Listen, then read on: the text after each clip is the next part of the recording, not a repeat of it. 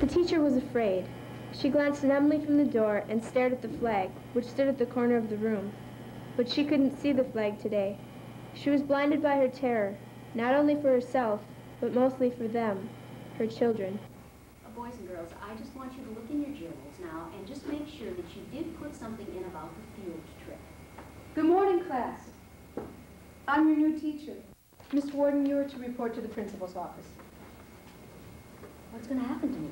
Well, I think he just wants to talk to you. Don't be so upset. I'll take good care of your children. What's going to happen to the children? They'll be fine. Goodbye, children. Goodbye, Mrs. Warden.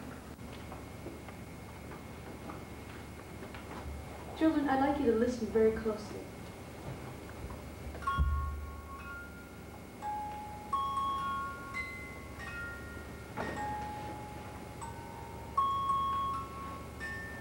It's about two children who lost their way in a grassy prairie, and then a fine man on a fine horse came in, and he tells them that the stars will lead them home.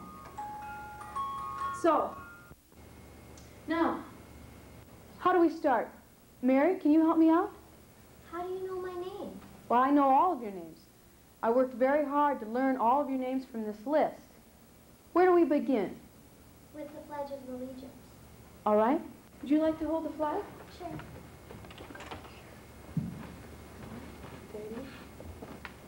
I pledge allegiance to the flag. Oh, just one moment. Can anyone tell me what the Pledge of Allegiance means?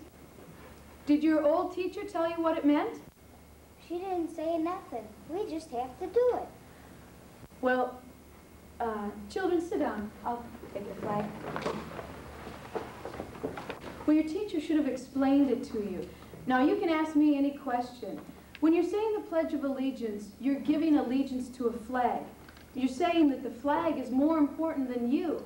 Now, do you think that that's right? Do you think that the flag is more important than a real person?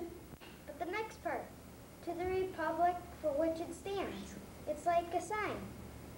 That's right. Or the real word is symbol. The flag is a symbol, but we don't need a symbol to remind us that we love our country. But it's our flag. That's right, and it's a very pretty one. I wish I had a piece of it. But if we had some scissors, we could cut it. And then we could all have a piece of it. So the flag was cut up by the children, and they were proud that they each had a piece.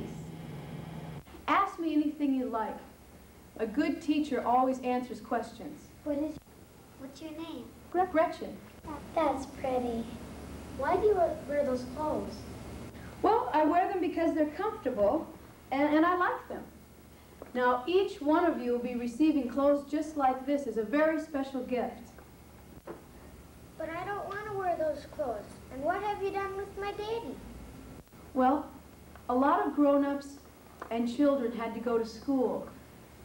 He had some strange thoughts about things, and he wanted people to believe. And that's wrong, Johnny. And as soon as he learns that, he can come home. Right now, though, I have a very special surprise. We're all going to have a slumber party, and we're going to have lots of food, too. But we have to say our prayers before we go to sleep. All right, that's a good idea. Let's say a prayer. But you know what? Let's say a prayer, and let's ask for something good, like candy. So the children closed their eyes, folded their hands, and prayed for candy. Their prayers were unanswered.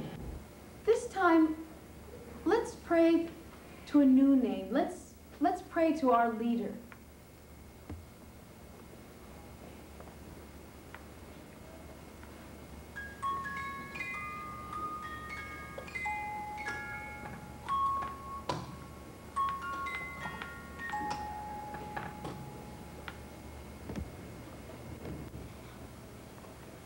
I'll always pray to our leader.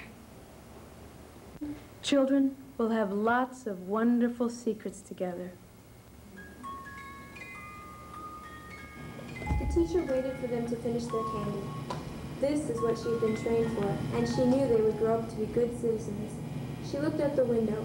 It was a vast land, and she was warmed by the thought that men, women, and children all over the land were being taught in the same faith each according to their need.